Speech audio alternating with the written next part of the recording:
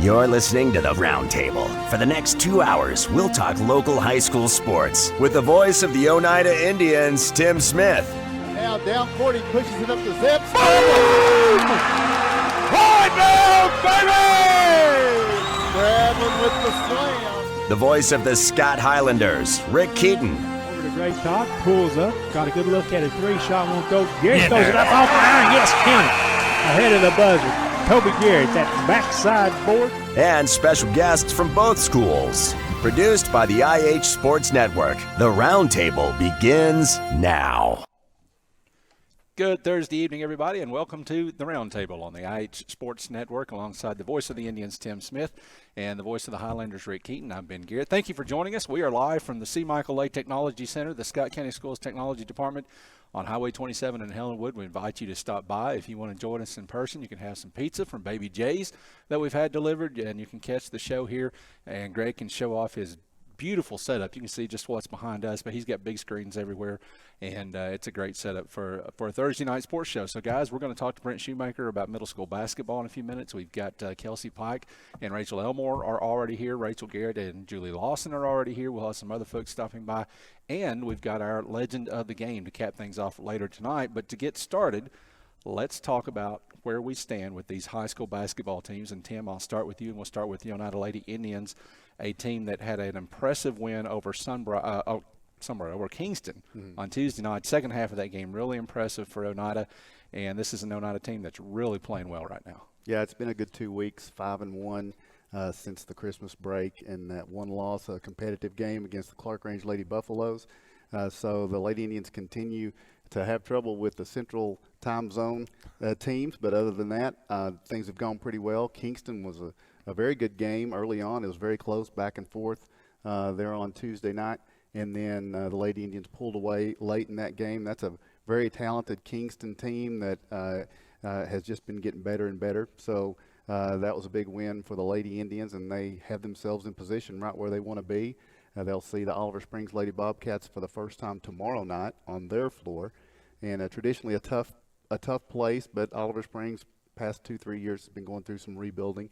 Coach Christopher knows what she's doing. She'll get the most out of her ladies, but they have struggled through this time. They're at the bottom of the district right now, haven't got a district win. So the Lady Indians still have Wartburg just right behind them. That win at Wartburg was such a big key to get that on the road. And then the fact that Coalfield has fallen twice, I think, is a little bit of a surprise to a lot of us this year. That first one to Wartburg was a surprise, and they've lost twice now. So Coalfield will find themselves, but Oneida has a chance here to really position themselves properly in the district, which also leads to hopefully good positioning in the region. And with Coalfield having lost those 2 games, and ultimately it might come down to that second Oneida Wartburg game. You like the fact that game's going to be at home, but it just feels like at this point, with only 4 teams in the district, every win for Oneida just moves them so much closer to securing that number 1 seed. And it's going to come down to Oneida Wartburg in that second game, but they've really put themselves in a good spot. Well, I was trying to do the math today so that I could say Lady Indians, if they do this, they're in. But, I mean, there's only been 3 district games, and you've got 8. So anything could still happen. So, you got to be careful with that. And you know that these coaches are out there trying to improve their teams, and they can get better. You got to take care of your business, but you have to like the way the Lady Indians continue to improve and are surging right now. And I mean, that was a great win for them on Tuesday night. If they can continue to build on that, you don't see Coach West that happy after many games, even if they're wins. And he was just very pleased with the way things had gone. All right, and Rick Keaton, the Oneida Lady Indians, not the only girls team in Scott County that is playing well right now. Scott High with a big win on Tuesday night over Gibbs. That's a region opponent, not a district game, but a region opponent. Early on, the shots weren't falling for Scott, but once they got the shots to fall in the second half, they really ran away with that game, and this is a team that's playing well. They certainly did. I think, and I'm not strong at math either. If I am, I write it down, but I didn't write this down. I think we averaged something like 14 or 15 points in the second, third, and fourth quarters. Most nights, that's an acceptable thing for the Lady Highlanders. I'm very fond of saying, the girls are out there and they don't hear the games when I'm saying it, but I'm very fond of saying if we can get to 50 points and continue to play good defense, we got a chance to win a lot of games. and I really believe that. And looking ahead, the Lady Highlanders have a chance to really control their destiny. Starting tomorrow night against Anderson County. If they win that, that'll be their 10th win of the season. That'll make them 10-10.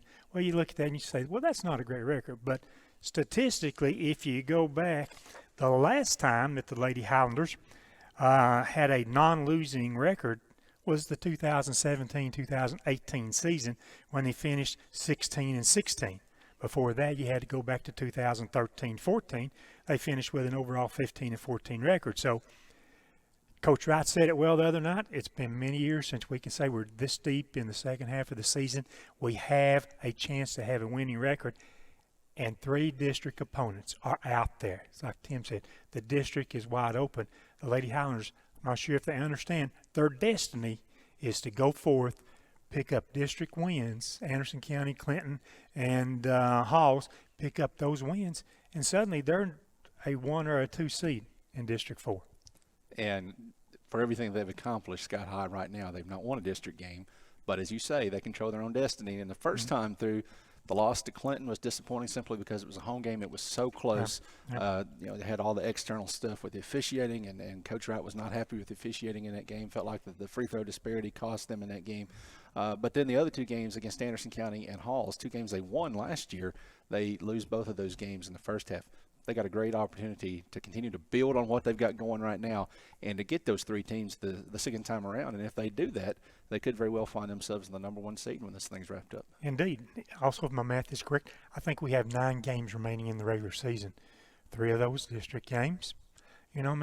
Start putting together the streak right now. They've got a streak going, and for the Lady Highlanders to continue that good defensive play, and then there's a couple of constants right there, but we've got to get the complementary players to step up and provide us with 10, 12, 15 points a game. If we can get 3 girls at 15 points a game, our odds of winning, I think, are exponentially higher. All right, Tim, I want to swing back over to you. Now we're going to talk boys basketball. And Oneida's Indians, their record going into the Christmas break kind of was deceiving because they had played much better than the record indicated, but they played a tough schedule early. This is another team that's really starting to find their stride right now. They did come up short against Kingston on Tuesday night, but Joe Lane's got that Kingston team playing pretty doggone well. They may wind up in the state tournament when everything is said and done in Class 2A, but Oneida's playing well. Right, 11-8. So it's still it's an 11-8 record, but those are 8 really good teams that they've played. When I think about the boys, when I was thinking about today, what am I going to talk about the boys tonight? We're going to Oliver Springs tomorrow night, and Oliver Springs is the thing. That's what happened to the season last year. It happened down there. It was at the very end of the season. It was supposed to be the last time they were ever going to play in that gym. They've had trouble getting into the new one, so we're going back to that same gym, scene of the massacre. It wasn't a massacre. It wasn't a horrible loss, but by points. But as far as like the impact on the Oneida Indians season a year ago, it was a horrible loss. And they fall to Oliver Springs in that game. But then bigger than that, Oliver Springs took that confidence into the district tournament and put the Indians on the wrong side of the region bracket. And you just got to think one quarter, one game at a time. But I have the luxury of drawing back and saying I feel like that's where things went off the rails a year ago for a team that had a good chance to maybe get to the state tournament or at least to the sub-state for sure again. This year, Oliver Springs looks weaker. The region and the district look weaker, but Coach King is going to have to make sure that Oneida doesn't fool themselves into thinking that means they're just going to walk in and take this positioning. I think tomorrow night, I think they understand that. I think he understands that. I think every player understands that. And I think tomorrow night the goal is going to be, no offense to Oliver Springs, but to go in and take care of business on a team that they should defeat tomorrow night to continue to build the momentum. They've still got some good, strong, competitive teams to deal with down the road in Kingston and York. Again, they'll have another chance at those 2 teams. It'll be on the road. But the important games are the district games tomorrow night. And they are right where they want to be. If they can get this tomorrow night, if they can secure a position in the district, if they can take care of the district tournament, the Indians can really start thinking about what they have to do to host. They beat the top team out of the other district in this region in Oakdale the other night pretty handily. So no one's been close out of our district or their district. So then you're looking at trying to not go on the road in the sub-state. I can think about that. Again, they can't, but I can. So, but I mean, you don't want to go to Hampton. No. You know, and that goes for our girls too. Right. You know, I mean, that's for both of those teams. Hampton is the class over on that other side, and so if you can win your region, you don't have to worry about going to Hampton. You hope you do get to play them because that means you're in the state tournament.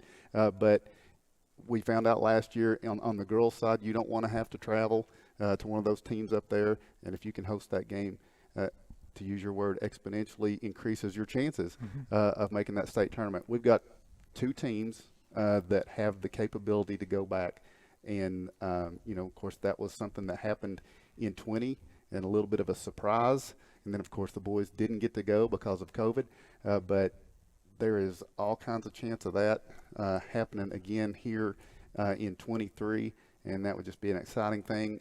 And here on January the 19th, both teams look like they're doing what they need to do to get there. That's why I thought that Kingston game on Tuesday night was obviously you want to win every game that you play. You never want to lose a game. But if Oneida, and you just talked about what happened last year against Oliver Springs, and we could talk about what happened 2 years ago against Tierman. But if Oneida plays Oneida basketball and they play up to their capability, the district and the region, I don't want to use this word, but I don't know another word to use, so I'm going to say it. It should be a cakewalk if they play like they're capable of playing. So you need the Yorks and you need the Kingstons to kind of keep you a little bit humble. Right. See, I'm not a coach, and you even make me nervous with that because I saw it last year. And Coach Rather down at Oliver Springs will pour everything he has into making sure tomorrow night is the most miserable experience the Indians can have on his floor. And he's good. That small court down there with your team, the visiting team sitting here, and their student section right there at the end is a loud, boisterous, and sometimes obnoxious place to play basketball. And they're on a 2-game winning streak on us. Okay, I'll take your point. Just tell Coach King to forgive me. All right, Rick, the Sky High boys, and I thought about this Tuesday night after we went off the air and after I got home. I said, I hope that I was not too hard on those kids. And I was. I know I was. But I don't know that there's any way to sugarcoat it. It was a disappointing game for Scott High on Tuesday night, and I think what was disappointing is because they had played so well the last few weeks, and that game seemed like reverting back to some of the problems from early in the season. Coach Yaden said, first of all, he said, because, and we talked about this off the air, there's one or two ways you can respond to a game like that. Coach Yaden's not an easy guy to play for. We know that. I love Coach Yaden, but he's a tough guy to play for. How will his team respond? Yesterday, they had a great practice. So that's the first step. Coach Yaden said it when he came up and talked to us after the game. He said he told his kids, we still control our own destiny, and for me, that's the big thing, and it starts Friday night against Anderson County. When you look at the region, and there's no doubt, you look at the other side, Carter is the team to beat from District 3, and they're the team to beat also within the region as a whole, but they're not unbeatable. Right. And so there is a great opportunity. You know, when you look at where Scott High was at coming into this thing, and people are saying you lost Trey Morrow and you lost Luke West, and I even heard someone say, well, they might win 4 games. Scott High, when you talk about controlling your own destiny, it's not just in the district. Exactly. This is a team that could very well get to the sub-state. It is a team that could very well host a sub-state game. That is not impossible at all. They just have to play their brand of basketball. Well, I'm going to throw another word out for Tuesday night's game. I first am a fan. I enjoy watching basketball. I'm, of course, a Highlander fan, and just happen to do play-by-play. It was frustrating the other night to see a team that had shown great promise over about 3 weeks right there, winning some games, had a nice win streak going, and then to step back and try to figure out what's wrong. It's not my job to figure out what's wrong. Coach Aiden, you know, when we talk to him, he'll tell us more, I think, about that after the game, before the game. But we went into a real scoring funk the other night. We couldn't get shots to go in. We tried hard. At times I thought we played hard, and maybe we played too hard, if there's such a thing. You've seen it. You try, and everything you do, you know, you fumble the ball out of bounds, you take a bad shot, you try to force a shot against 2 or 3 defenders. It's just frustrating to see that happen. This team, I thought, had been gelling, not as this guard, this post player, this other guard. But they've been gelling very nicely as a team, playing team basketball, getting a lot of assists, looking for open players, getting in and rebounding. And we saw late in the game the other night, I think fourth quarter, we were taking some shots late. And believe it or not, nobody would go in and rebound. We didn't follow shots. We had a chance with 4 minutes to go in the game. We trailed by, I think, 10 points at that time. And that is not an insurmountable margin. I mean, that's a couple of threes, a trip to the foul line and stuff like that. That is, if you keep playing, and we'd worked hard to cut it to 10, and at that point we sort of quit playing and didn't put forth the effort I'm sure that Coach Yaden wanted to see. Well, I'm quite well sure he did not want to see that effort. He expected more, and he chewed on him a little bit, but he did not go in the dressing room after Tuesday night's game. He did not go in. He did not yell. He did not chew on him. He explained what they needed to do as a team. Consequently, as you said, my source says they had a really good practice yesterday. All right, we've set the stage for you. We're going to talk a lot more about high school basketball as we go along. We've got 8 players who are either here or are going to be here to talk with us. But first, after this break, we're going to bring in Brent Shoemaker. We're going to talk about middle school basketball. The middle school basketball tournament is ongoing tonight as we speak at Oneida Middle School. We'll come back and talk more about that right after this.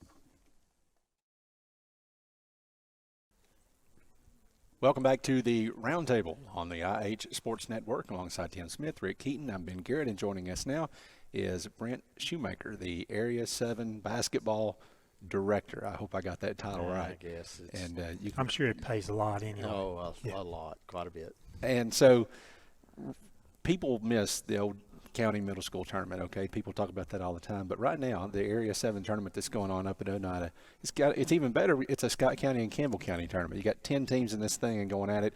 Just talk about the tournament so far and where we stand. We got 3 different school systems, actually involved with the Scott County school system, half of Campbell County, and then Oneida. The way it's set up, just to give you a quick history, the way it's set up is because there's 3 different school systems. Some, like Scott County, requires their middle school teams to play twice, and the state only allows you 18 games throughout the season to play. So if we did, everyone had to play twice. If we put that rule in, they couldn't go anywhere else, play any other Christmas tournaments, or play anybody else outside the district. So only the first game that they play each other is the one that counts. And so there's a 9-game really season to our area to accomplish the seedings and standings. Now we're to the point of the tournament. First round was already played this past Monday night. And the first 2 rounds are all satellite rounds. Higher seed gets the host. And then each year we do a draw to where each middle school team gets the opportunity to host the tournament. This year it ended up being Oneida's year to host. So next Monday night, next Thursday night, it all comes back to Oneida High School. We hosted either Oneida High School, Jellicoe High School, or Scott County High School. So this year it's at Oneida High School. So been some very good basketball played so far this year. A lot of excitement between the teams. There's been, if you notice at the seedings, we had a 3-way tie in the girls' side for just second place. So we couldn't use head-to-head, so there we had to go to the drawn numbers that we drew back whenever we had our first coaches meeting. And so the way it ended up was Oneida won on the girls' side, and then the 3-way tie ended up being Jellicoe, Huntsville, and then Fairview as far as rounding up the top 4. But, I mean, it's a wonderful, wonderful tournament. It's growing each year. The excitement between the teams and the competition is growing each year. So we're expecting a great consolation championship game on that next Thursday night. What everybody likes here, Coach, is the fact that this continues on to a state tournament that has only been in play the last few years. I think everybody loves that scenario. Yeah, it does. They started with a few sports. They were already supposed to be more advanced with other sports in middle school, having a state championship opportunity down in Murfreesboro, but COVID, as always, kind of put that on the back burner some. But basketball was one of the first ones. And so actually it's been very, very successful. I don't know if you've ever made it down there and watched that down in Murfreesboro, but I'm telling you, those 2 days of basketball down there for all 3 classifications is very, very competitive and fun to watch for middle school basketball. And what I like about it is they take only 4 teams down there. And, you know, in the high school state tournament, you lose, you're out. Because they're taking 4 down there, they're going to have a consolation game too. They're giving those kids 2 opportunities to play down there at the state tournament. So it's a very successful tournament that they have going on. Before we get to what you got to do to advance out of this tournament and keep playing, I want to talk about you brought us the standings, and on the girls' side, you've got Oneida.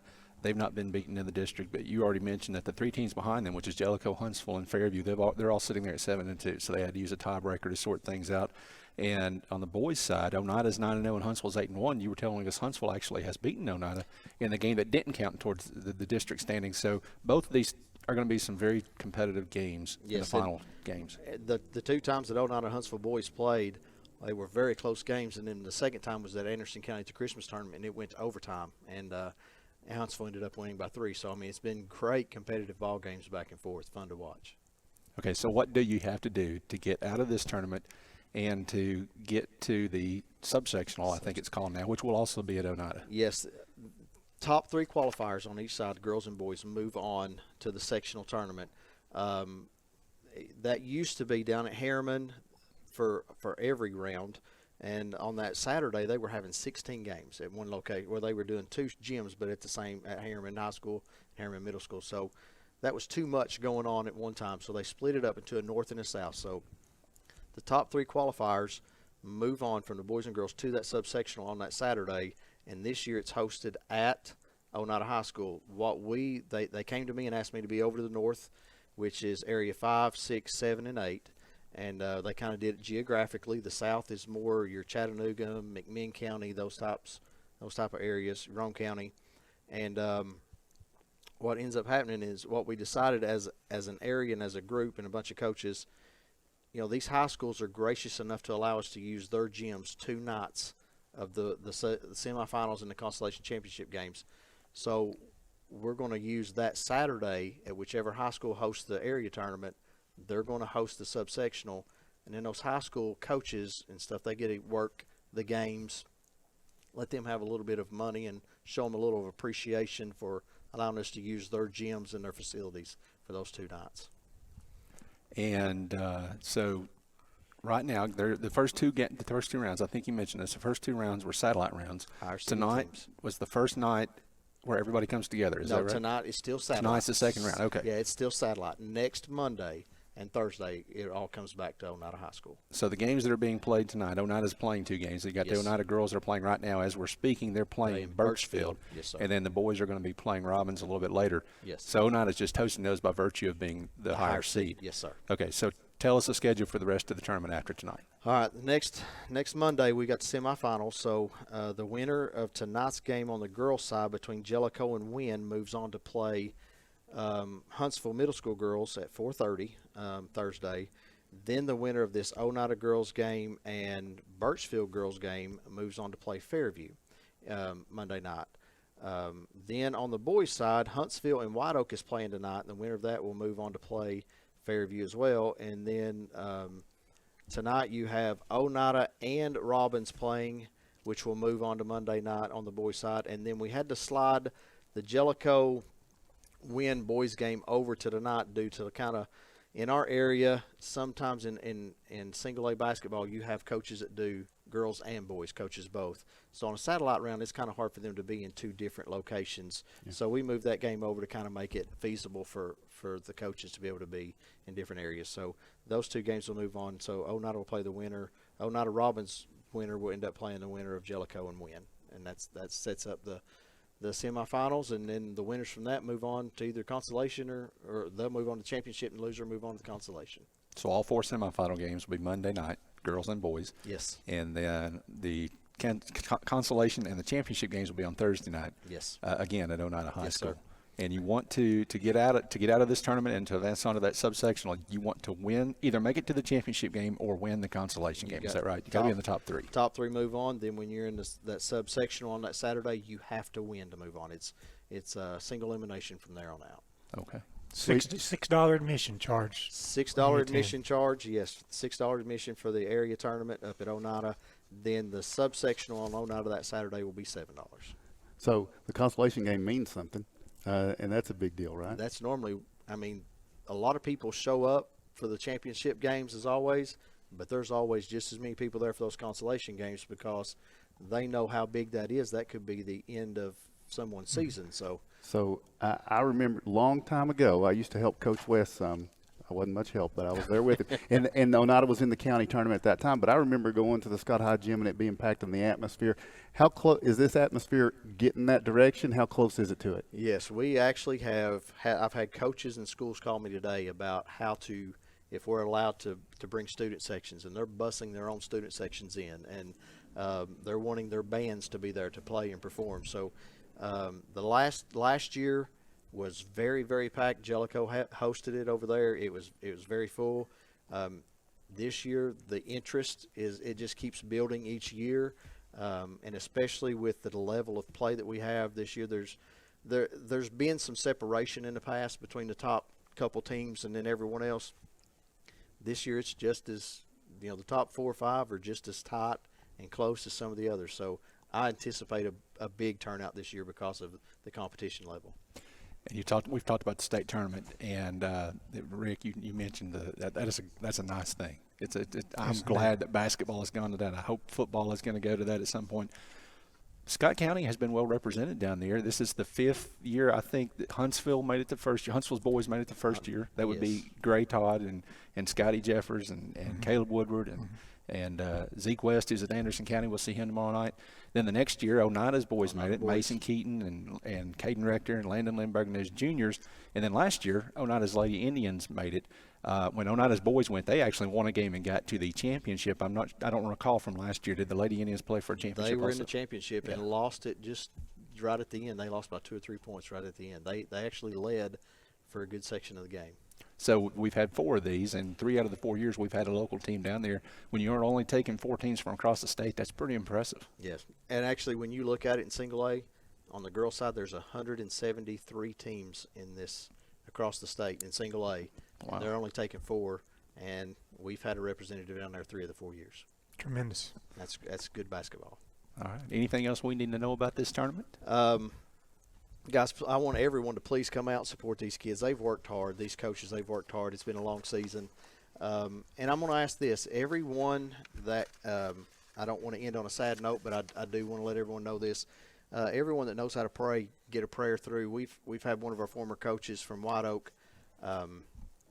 She's coached for many, many years up there. Her son's the boys coach right now, but she had to give it up this year. She got diagnosed with terminal brain cancer.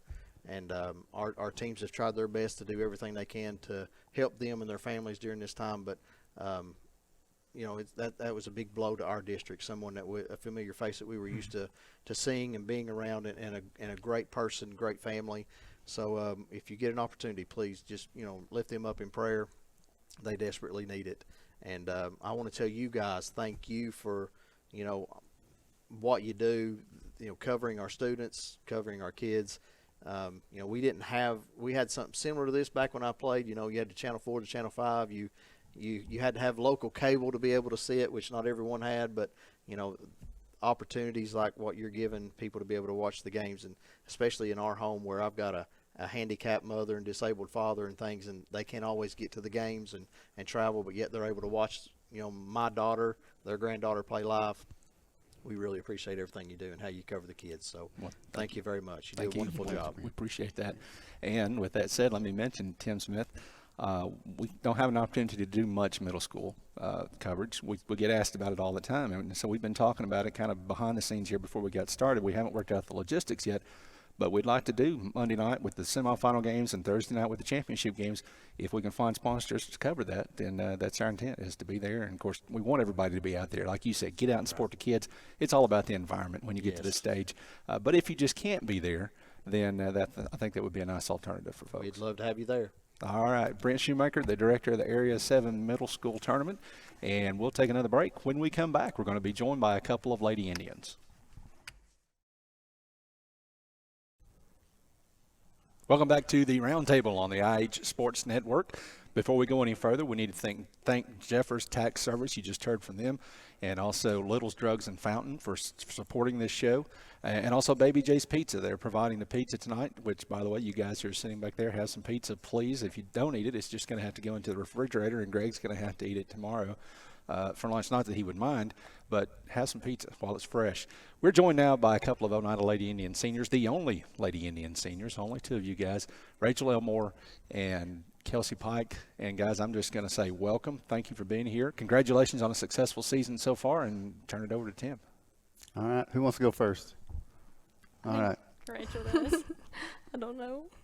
I'm going to go with Kelsey. Kelsey, Okay. because Kelsey's been here before. Okay. You should be warmed up on this, Kelsey. I was just going to, we've talked about a few things, but one thing that is coming up lately is some attention as far as like possibly a candidacy for Miss Basketball, and I think it's an honor to even be mentioned in that conversation, but I think it's well deserved. And if Bo presents the stat sheets to us and everything, and I mean, you just look at it, and statistics wise, you're there on all these things. And what does it mean to just be mentioned in the same breath as a Miss Basketball nominee? It feels really good.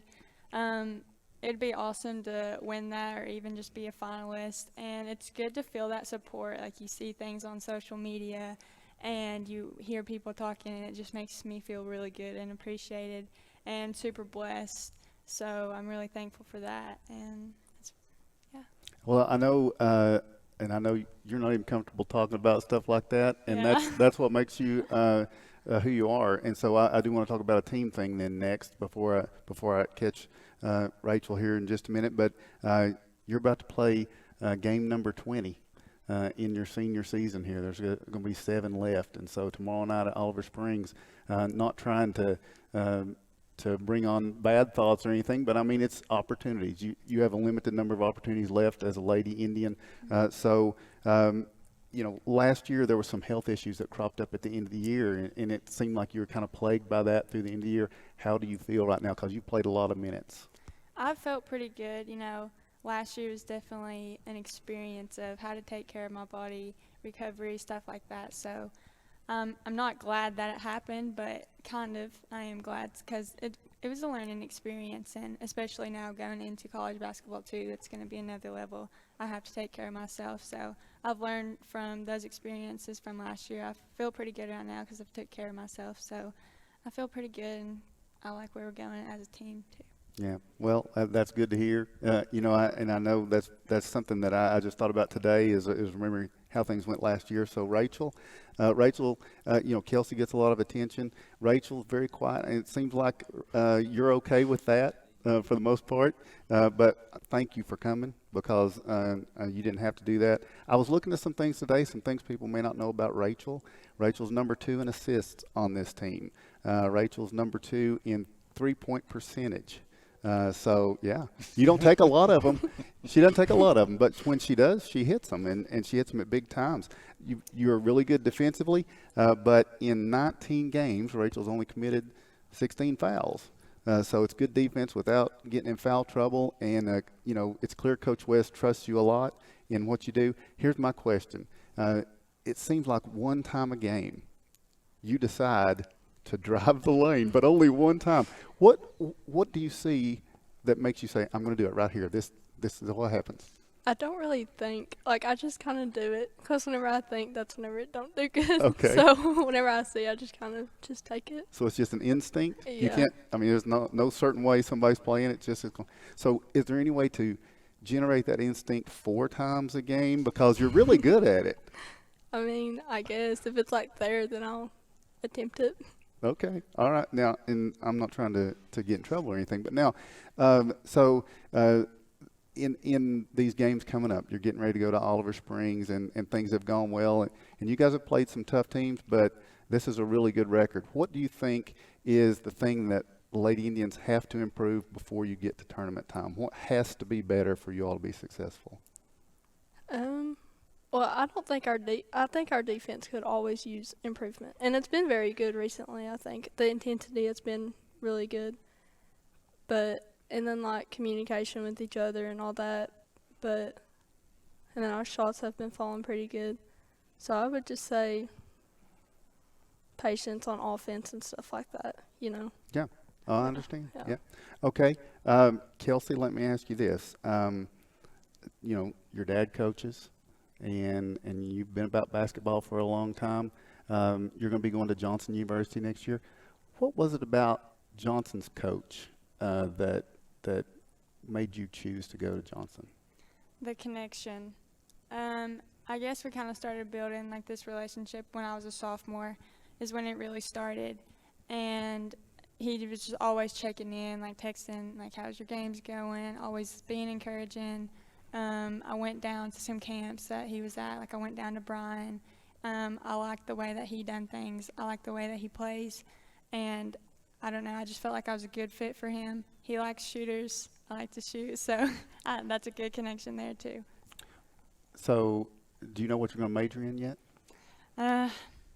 Maybe business and, like, marketing. I don't really know yet. So being the daughter of a coach and being around it, would you also be considering coaching at some point, just on the side at all? No? No. I feel like I don't feel like I could be able to be like, hey, you need to do this and this. Like, I think I'm better at doing it than telling people what to do. All right. Well, so Rachel, I'm going to ask you, what's next for Rachel? Have you thought about what you're going to do next year, where you're going to go? Yeah, I'm going to go to college, and I'm hoping to get into, like, pre-vet and stuff. Yeah. So pre-vet. What about down the road coaching? Is that something you would not consider that at all? No. You're not at all. Huh? No, I'm like Kelsey. I can't tell people what to do. Okay. Well, let me ask you, and you both can answer this. I'm going to start with Rachel. Tell me what makes Coach West angry. Just pick one thing. No effort. No effort. That's the number one, I would say. Kelsey, you got to answer something different. What else makes Coach West angry? Bad defense. Yeah, I know Coach West. We could go on all night, right? Here's the one that's going to be hard. What makes Coach West happy, Rachel? When we do what he says. See, now she's taking that one. What's yours, Kelsey? Communication. We were communicating pretty good in that Kingston game, I felt like, and he was pretty happy then, I felt like. So. Yeah. I think that one of the big things happened this week from one game to the next on Monday to Tuesday night, and he talked about it Monday night in his post game, and then you all did it the next night, is finding the person that's hot, getting it to somebody that's shooting well, and you all instantly did that. You did a good job listening to your coach for that. So the next thing I'm going to ask, just one more quick question, and I'm going to start with Kelsey on this one. Kelsey, I want you to tell people about Rachel, not as a basketball player, but as a person. What do people need to know about Rachel? Rachel is just a really good, I wouldn't even say good, I'd say amazing person. The person that you can always count on. If you need something, she's there, she's going to do it for you. Always going to get the best effort from her. Only good things about Rachel. I don't think I've ever had a bad thought or anything about her. Like, she doesn't do anything bad in my eyes. So overall, great person. Nice to have a teammate that's your same class. Yeah, it's nice to have a Rachel in your life. So everybody needs a Rachel. Rachel, tell me about Kelsey. Kelsey's that person, like, there's not many of them. You know what I mean? Like, she's, like, a true person. Like, she's so good-hearted. And she won't, like, she's not, like, she'll tell you the truth if you need it, you know? And I'm really thankful for that. And she's, like, the true definition of a leader. And I'm really thankful for that, too, on the team. And like she said, like, we all need a Kelsey. We realize I don't know what I'd do without her. All right, guys. Thank you for coming. I enjoy watching y'all. It truly looks like, and I don't think you can fake a team that cares for each other and plays hard for each other out there. If you keep doing that, listen to Coach West. I'm going to be busy for a while. So good luck in that. Congratulations on what you've done so far. Thank you. And maybe we'll see you again before the year's up. Before we go to break, I want to ask you guys, there are not too many high school basketball players that can go through their careers and look back at the end and say that they never failed to get at least to the sub-state or further. And so as you guys close in on the end of your senior year, how much does that motivate you? That to say I did it for 4 straight years, and of course for you it would be 3 straight years. You started going out as a sophomore. But how much does that motivate you? A lot. I don't want to be the class that Didn't make it to the sub-state. Didn't win the district championship because we've won 3 in a row, hopefully be 4 pretty soon. Didn't make it to the region championship. And I felt like I started my career at the state tournament, and that's where I want to end it too. So. And for you, Rachel, it's a little bit different. You didn't get to experience that last state tournament trip that Oneida played. So how much does that motivate you as you go down the stretch of this season to try to get back to Murfreesboro? I want to get back and I want to experience it as a team and stuff. Okay. All right, Rachel Elmore and Kelsey Pike. Oh, my gosh. I'm getting old, guys. Thank you, though, for joining us, and good luck the rest of the season. Thank you. Thank you. All right, we're going to take another break. When we come back, we'll slide in a couple of Lady Highlanders as we continue to focus on high school basketball on the Roundtable. Welcome back to the Roundtable on the IH Sports Network alongside Tim Smith, Rick Keaton. I'm Ben Garrett. Thank you for being with us tonight as we continue to roll right along, approaching the end of our first of 2 hours, and we're joined tonight by a couple of Lady Highlander juniors. We've got Rachel Garrett. We've got Julie Lawson. And, guys, Rick's going to take this, but I'm going to tell you, you guys have been here for a while tonight, and I don't think you said 3 words back there, so I hope you were bottling it up and saving it because now's the time to talk. Rick's going to grill you. And it makes me apprehensive which way I start, left or right, because we want to get off to a good start, don't we? I'll start with Rachel. You were sitting back there and you heard me talk about the Highlander team. It's not about sort of what we've done. Y'all have played very well of late. Got a win streak going. Coach has got a nice rotation coming off the bench there. But the future's in front of you. Individually, I want to ask you what you think the goal for this team is the rest of the season. We start with you, Rachel. Well, we started off rough with our district games, so I think right now our main goal is to go 3-0 in the district this half of the season, and then eventually make it to the district championship, win that, and then make it farther, because that's our goal, is to make it to the state championship. And I think we've gotten closer than we have these past couple of years this year, and I think we can do it. Julie, you can piggyback right off of what Rachel said, but add your thoughts to where you want the team to excel this last 9 games. Well, definitely to make it to the district championship, and just so that we're as good as everyone else in our district and that we can win and we can play. What's the one thing, I'll ask each of you, what's the one area that as a team we need to be consistent, that we need to be sure that we improve at and be consistent the rest of the year? Well, definitely making the easy open shots. I see. Rachel? Offense as a whole, I feel like we are very weak there, and with our defense, we can create offense, but we're not making the open shots. I wasn't sure I was really going to go there tonight, but you opened the door for me to go there. At times it's a real struggle. 24 points in a Northview game, a chance that we could have won on the road. Would have been big for the team. Then you falter here and there like that. It's a tough stretch. The shooting, some nights can be superb, and other nights it drags around. What do we do with that, Julie, when we're not shooting well? What do we back up on? What do we fall back on to help us position ourselves for the win in the fourth quarter? Well, we definitely need to slow down. We take a lot of threes most of the time, and we just need to slow down our offense, run our plays and try to get layups. Yeah, I've noticed a lot of one-and-dones quickly there like that. Now, Rachel, what do we need to focus on when we fall into that funk during the games? Slowing it down, because we do take a lot of threes and we don't rebound after them. We are just content to run back and play more defense. And I feel like if we slow down our offense, then we'll get a lot more open looks and hit them eventually. Both of you answered surprisingly what I expect Coach Wright to say, and I'm sure he's hammered that quite a bit, hasn't he? Julie, defensively, I think this Lady Highlander team, one of the better defensive units that I have seen with the Highlander program over the years. It's not what Coach Wright wants to run, but he's found that starting last year, a 3-2 zone is most effective. What makes that effective? Well, I guess we're not as spread out. When we play man, we just kind of gets a little crazy sometimes, so we have just something to rely on more, and I guess we feel more comfortable in it, and it just makes us better. We get a lot of deflections, Zoe's really good at the top, Brittany's really good at getting steals and everything, and it just helps us out a little bit more.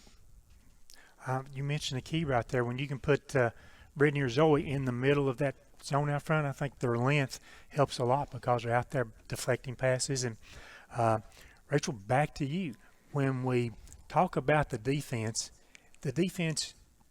goes a long way in setting up our offense.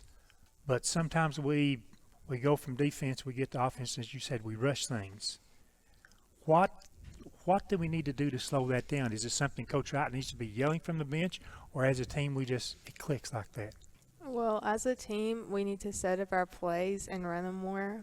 There's a lot of games that we run 1 or 2 plays the whole game, and we don't set them up because we're just trying to go in and shoot crazy shots that we're not going to hit. And then we don't rebound them, and we just go back and play defense, and then we do it all over again. It takes a lot of courage to sit there and say, we take shots that we know we're not going to make. I mean, most players are going to sit here and they're going to tell us, when I put up a shot, it's going in. What's your confidence level when the game starts? Well, no, I don't really know. I try to be confident, and Coach Wright tells me I need more confidence, but sometimes it lacks. I guess it really just depends on how the game's going. Well, he's told us you need more confidence too. Yeah. Sort of throw it back to you, the same thing, Rachel. What does Coach Wright harp on you the most about? Does he want you to rebound? Does he want you to shoot shots? Or not shoot shots? Don't kick players. Well, that was last year. I've gotten better at that. Well, he always yells at me to be strong, which I agree. I'm not very strong. My hands aren't very strong, and I always lose the ball inside. And he says to catch the ball and keep my hands up. So I need to do that a lot more than what I am. This is a loaded question for you. I don't know how you'll respond to this, but Coach Wright came in the other day and he'd shaved his beard. What was the reaction from the team when you saw that? We were shocked. We thought he got a haircut, but he didn't. I guess he took offense to that because whenever Caitlin came in and was like, I like your haircut, he just looked at her. He was like, I didn't get a haircut. And then we complimented his shave. Looks a lot younger, right? Yeah. I mean, it changed him. And then we're stretching things here a little bit, but then I noticed Brady Strunk had done the same thing. Is this a trend going on at Scott High? Yeah, Bearded people are shaving? Yeah. The trend used to be beards, but not no more because people can't grow them. So. Except for Gray Todd, he would be the other Never guy. stopped me. There you go. I can't. Girls, going into the stretch, one thing from each one of you that you want to do better personally as a player, and then meld that with the team. Julie? Probably make open shots, It helps the team out more. Not turn the ball over as much and make good passes. Good passes. There you go. Rachel? Rebound better, be stronger, and then whenever I do get a chance to shoot, then I need to make them because I've not been. Would it surprise you? I know a guy, and he knows you, and he says you don't jump off the floor. Yeah. No, I don't. But that's something to work on, right? Yeah. I won't tell you who tells me that, but I'm sure I know. Ben's sitting here, and I know he's got one question that's just burning right out through his eyeballs. No, I'm not going to ask it. No, I am going to say we bring on 2 players a week from each team, and so we think about how to pair them. The reason you guys are not here together is because you're the 2 juniors who have been primarily playing and contributing throughout this season. And next year, all these seniors are going to be gone. Now, Gracie Lewis is getting more and more time as the season goes along. She got her first start on Tuesday night, and she played well. And so you got Gracie as a junior coming back. Obviously, Brittany's coming back as she's just a sophomore. Next year, this is going to be your team, and those seniors are not going to be there. So I want to know, and we'll start with you, Julie. How are you learning from these seniors and picking up on their leadership qualities? Because leadership is not – you're probably not going to ever be a vocal leader of any team, but leadership is not just vocally. What are you learning from these seniors that you're going to carry over to next year? Well, you don't have to be vocal to be a leader. You know, you can just by how you practice and how you play, and it just shows the team, you know, that you want to win and that you want everything to be good. And hopefully Rachel's the vocal one next year because I don't have to talk much. How about it? Can you be vocal? Yeah, I can be vocal. Annalon is probably the most vocal leader that we have on the team right now. After bad practices, she sits us down and talks to us, talks it out, and that's probably what I'll take on next year because Julie does not talk, so it's okay. Now, I want to ask you both one more question before I let you get out of here, and I'm going to start over here with you. If you go back to last year, there's no doubt Julie Lawson was the three-point shooter on the team. And then you also had Julie Llewellyn, who stepped outside and shot the threes. Percentage-wise, you shot the threes okay as well. You were a little over 30% last year. This year, I don't think I'm being harsh because I'm your dad by saying that your shots are not going down this year, and it's because you lack confidence. What do you do to fix that in the little bit of time that remains this season? Just gain confidence to shoot them. Last year I had a lot of confidence. I knew that I could make the shot, and this year if I'm ever shooting a three, I'm kind of like, oh, that's probably not going in. I got to go and rebound it, and then it doesn't go in.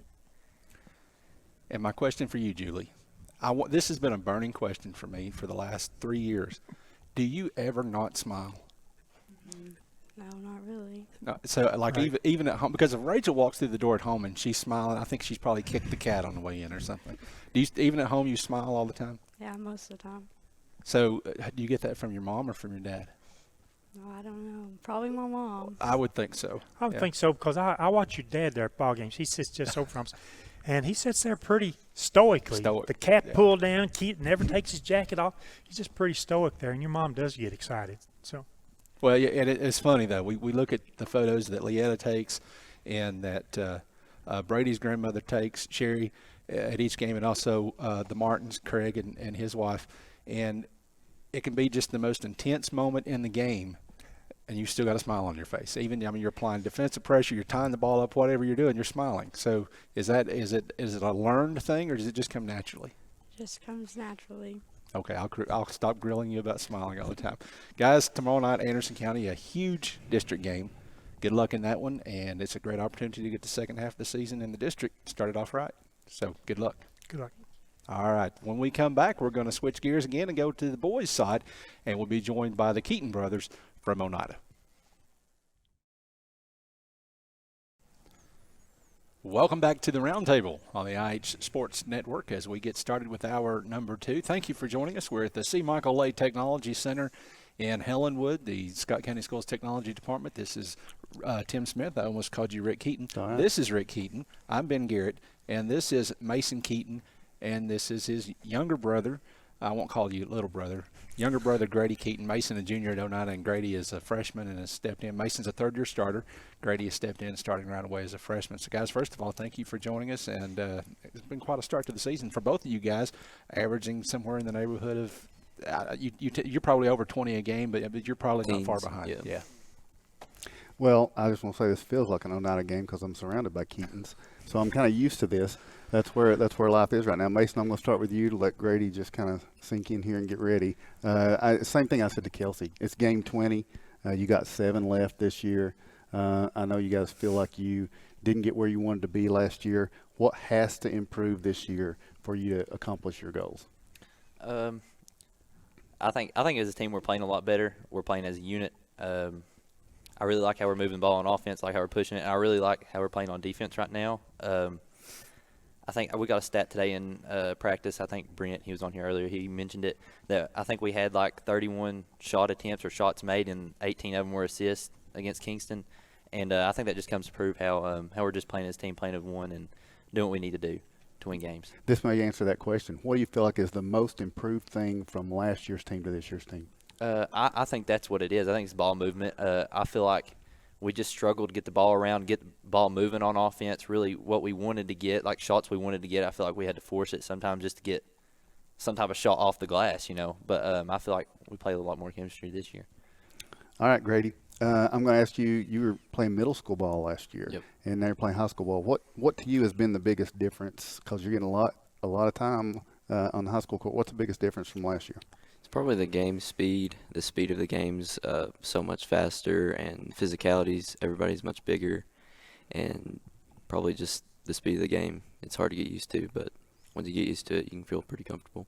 So who do you consider Oneida's rival? Can you say it's one team? Or, I mean, you've not even been through the whole schedule yet, Yeah. but from what you've picked up, what do you feel like it is? I know this game really don't matter, but probably Campbell County. I mean, we went into overtime twice, the 2 times we played them. It's been close games, and I think they've battled pretty hard against us. Well, I mean, I'm going to differ with you. I think the Kingston, the Campbell County games, Yeah, I think they're going to matter at the end of the year. Yeah. And so I think it is going to matter. But that's interesting to hear that because is there somebody on the Campbell County team? I mean, is there a player on there you have a lot of respect for? Or that, the Devin kid, he's pretty good, and he's not really a punk. He's got a nice personality. Well, that's good. Yeah. And probably him. All right, so that's Devin Jones. All right, now I'm going to ask Mason. I asked him this thing about coaching. You're a junior. You're not a senior, but you've got to be thinking some about the future. Are you thinking about where you might go? Are you getting contacted? Are you anything like that? Not too much, and honestly, I've not really looked much into it. I think this is a time we need to focus on our team, not less on myself. I think you need to push that off more to the off season. But I think I'm probably going to go into like more of a business degree, and I think I'm going to prioritize my education more than anything. And I think that's what's most important. So that's kind of the route I'm leaning to right now. And if something happens in the off season, I'll let that happen. But I think right now I just need to focus on. So you don't have like a dream school or anything like that? I guess every high school basketball player plays in Tennessee would love to play for Rick Barnes at like Tennessee or something like that. I mean, I think I love Belmont. I love watching them play. I think that's a great school to go to. The Gillespie kid went there last year, and he's doing great there. I just really like the way they play ball. So, I mean. What about coaching? I asked them about coaching. Is that something you'd be interested in somewhere down the road? No, I barely tell myself what to do, let alone somebody else. So I don't believe any of you guys when you answer that. The girls either. I mean, you're around it so much. 4 or 5 years of maturity after they get out of college and stuff, then they all want to be coaches. I'm going to tell you something. I'm sitting here listening to Mason talk, and I see coaching in his future. Oh, I think so. Maybe my kid will get it into me or something. I don't know, but it won't be off my own. All right, Grady, and I'm going to start taking a turn on these questions now. I told y'all I wasn't going to be as easy as the girls, as I was with the ladies earlier. But now this one's not too hard. But what's something you feel like you absolutely have to improve as you go along this year? This is a little thing, but probably free throws. I've missed a couple each game. I think I need to improve on that. And there's definitely other things I can improve on, but I think that's something I need to improve on. Okay. And now here comes a little bit of the quiz for you all. So I'm going to ask you, who do you both know? You may know the stats. You may know this stuff. Who's taking more shots this year? Between the two of you. Probably him. I don't know. I don't know. He's right, Mason. Yeah, he's right. Who's got the best shooting percentage between the two of you? Probably him. Actually, it's Mason. Okay. Who has taken the most threes? Probably it's Mason. Look, what about who's got the best 3-point percentage? Probably him. You're going to guess him? That's him this time. You're right. All right. Tell me something. What is something beside that 3-point percentage, something you feel like you do better than your brother? I don't know. That's not really a fair question. I'm not fair. Yeah. I'm not being fair. I'm just curious. I really don't know. It's a tough question. I guess mid-range maybe. Mid-range game. Mid-range jumpers? Yeah. Okay. What is something you feel like you do better than Grady? I mean, he's a freshman. I don't think I've really got him beat anywhere. I mean, he's just played spectacular. I mean, 3-point percentage has been great. And watching him against Campbell County, I didn't think he missed one time. So, I mean, I don't even know. I couldn't give you one off the top of my head. I tell you, these little baseline moves and jumpers and bank shots that Grady's doing, the confidence, the shot, I like watching him do that. But, okay, here's another question, hypothetical. I'm wide open down court and you guys are coming down court, and I'm wide open under the basket, which one of you is most likely to pass the ball to me? Did you point at yourself, Grady? Yeah. Well, he was going to point at Mason. Then I think he took it back like this. Okay, let me get off of the basketball part, I guess, here, because I don't. But Mason's in trouble. Which coach is he in trouble with? Who's the most likely coach to be getting on to Mason? Probably Coach Slavin. I don't know. Maybe Coach King. I don't know. What about Grady? He's in trouble. Who's the coach that's jumping Grady? I'm gonna be honest. I don't think I've seen any of our coaches really get mad at Grady much this year. All right. What about Dad? Which one's Dad gonna get after the most? I don't know. It depends on the day. Are these that hard? Yeah, they're pretty Okay. hard. Let me ask you this: and you can include anybody in the family. Who's the first Keaton to the gym? I think they all arrive at 6 a.m. and stay there the rest of the day. No, I get there and set up at 5 o'clock, and it's Mamo. Yeah, she is there with 7 seats. Yes, with 7 seats, making sure they're all set up and ready to go. So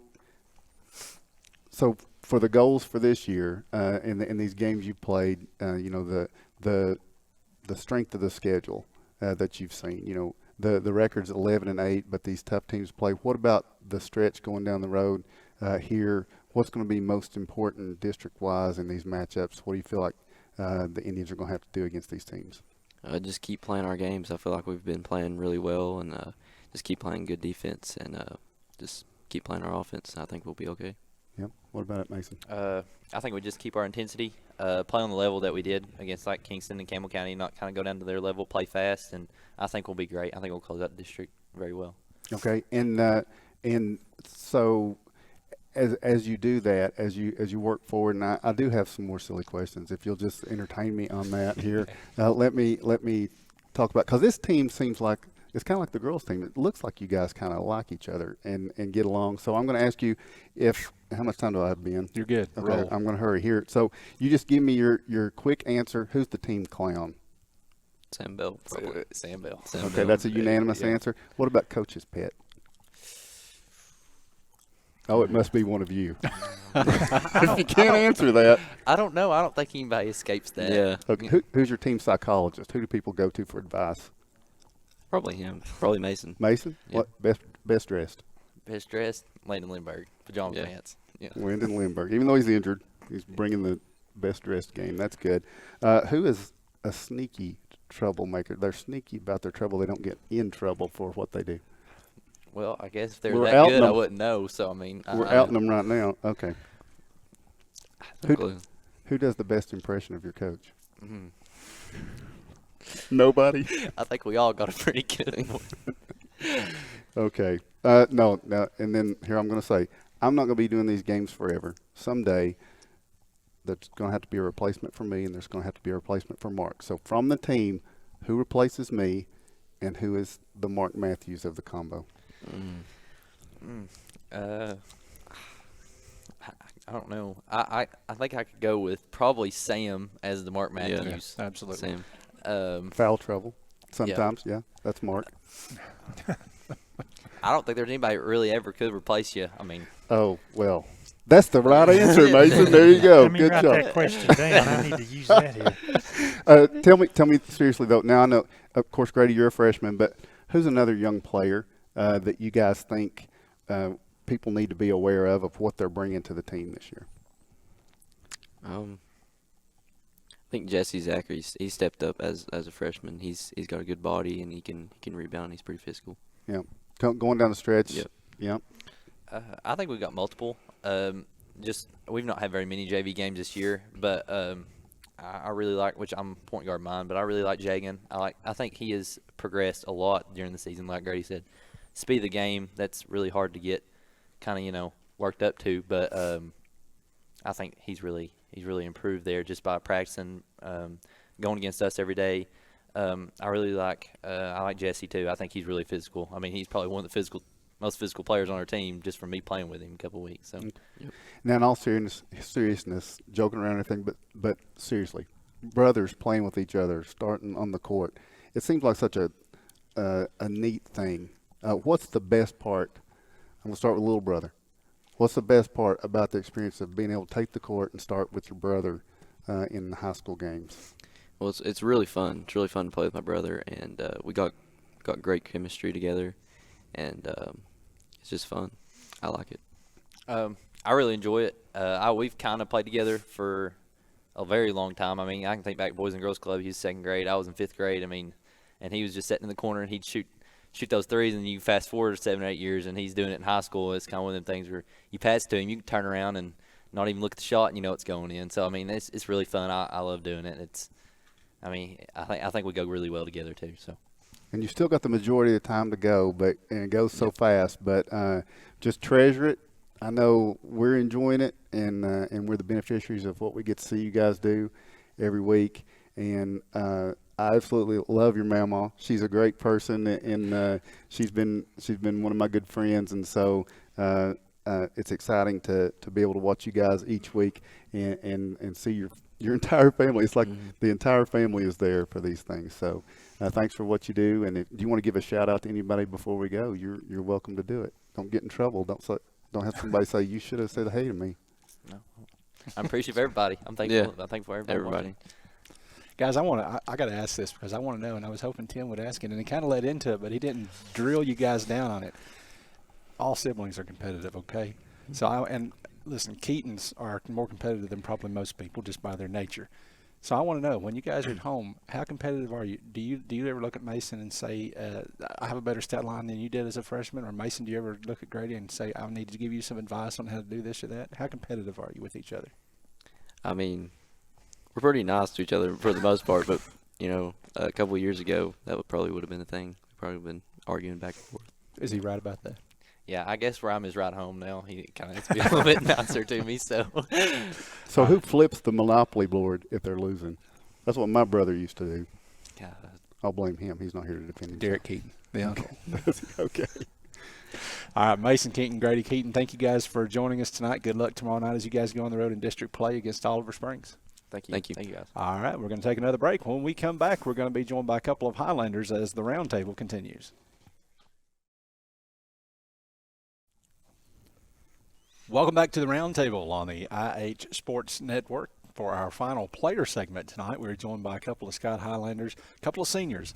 Out of the 4 seniors on this team, we've got Brady Strunk and we've got Caleb Woodward. And guys, now Caleb was on here a couple of weeks ago, and I've already shared with him how much that I've enjoyed watching his improvement this year and how much better he's playing. Brady, you were a player of the game, first National Bank player of the game on Tuesday night. So you're bringing it at a high level too in a game that was really frustrating, let's be honest, for everybody, for you guys, for your coach, for fans, for everybody. You stepped up and you went hard in that game, and you were still going hard in the fourth quarter. So what has motivated you out there this year as a senior?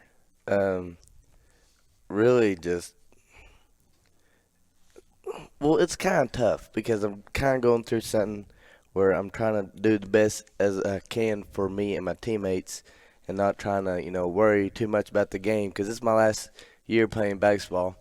So I don't want to get to that last game and be like, dang, I didn't give it all I had. So I'm trying to just give it all I got and try and just tough it out. Rick, I'm going to turn it over to you. Well, Brady said one tough it out. Well, we turned the clock back to last spring. Coach Aiden was going to be coming in new, and at that point in time, you just gotten over knee surgery, and you were saying, at least I asked you, and you said, no, I'm not sure I'm going to play basketball. So obviously Coach Jaden, somewhere along the line, influenced you to be part of this year's team. Yeah, they told me Jaden was coming in, and I was like, I'd like to play underneath him, and so I was like, it's my last year, might as well do it. Caleb, I look at stats. I'm a numbers guy. I like to look at stats and things, and the thing that I don't see is Caleb Woodward with a lot of points. Now you get a lot of rebounds, and occasionally you've had 2 or 3 games you've scored a lot of points. Let's talk about rebounding for your goal and his team goal, and then being able to score in close to the basket. I feel like my points mostly come from rebounds, and lately I've kind of been like trying to worry about scoring the ball instead of getting rebounds. I was talking to Mr. Hamby the other night. He told me, hey, at the end of the day, if you focus on rebounds, your points will come. And I think that's the kind of mindset I have to have, especially when it comes down to tough games where rebounds is more important than me just scoring, you know. I mean, I think my rebounds in the past have generated points, and that's what I need to worry about moving on. You guys were not here earlier. In our very first segment, we talked about the progress between the Oneida teams and the Scott High teams, and we got to the Scott High boys. And my word that I used tonight was frustrating. Like Tuesday night, I'm a fan. Yeah, I may be sitting up there doing a little play-by-play, but I'm a real fan. And I felt frustrated the other night because there were things that you left out there on the court. A little hustle here, a little defense there. Protecting the basketball, valuing possessions. I'm a big cat that likes to think about these offensive possessions count. Whether it's good shots, whether it's making those shots, whether it's rebounding. I felt a little frustrated. Talk about your feelings, both of you. You can jump in on this question. Talk about your feelings there. Yeah, it was frustrating, but I feel like some of that falls on that. Some of that's my fault. The hustle, you know, I feel like that. Some of that's on me because I look back and at that time I was, you know what, man, forget this. You know, I'm mad in the moment, and I allowed my emotions to overtake, you know, my hustle. And at the end of the day, there's no excuse for that. And we as a team moving on forward have to, you know, put ourselves aside and put our team in front. You kicked it to him. Now it's your turn, Brady. All right. So this is, if anybody who's watched basketball don't even have to know what's going on, but they know we're an emotional team. We have a lot of emotion, and we go towards. Yeah, don't shake your head like that. You don't see a game where Gray gets mad about a call, claps his hands. Yeah, we get emotional, but that's just where we're so competitive. And a lot of times, if we just live in our own head, that causes problems where we don't want to hustle, we don't, get back because we're so frustrated. And it's not like we give up, but it's more like we're just in our head and kind of just lost in the sauce, so they say. I know from our sources that the team had what is considered as a very good practice on Wednesday. How did practice go today? It was a very intense practice. Yesterday it was mostly defense oriented, and like it should have been. I mean, defense needs to be our main focus moving forward. But today went very well. It was very intense, and I feel like moving forward, if we keep that same intensity, we're going to be a really good basketball team. We're asking both of us. Well, okay. I'd like to get your take on that, then I'll ask you some separate questions. All right. Yeah, today's practice is very intense. We're going through, walking through and talking, and that's our main problem. We ain't really talk much on the court. The most talking we done there tonight was more complaining than actually telling what was happening on defense, so that was a big problem. So that's what we're kind of working on now. As the rest of the season, it's right here in front of us, and I talked about that. You guys weren't here. There are goals that this team can have in front of us in the final 9 games. You got 3 district games remaining. You got a couple of really tough games, I think, coming up. I'll jump all the way to Kingston, that last game of the year, where you got to go down there.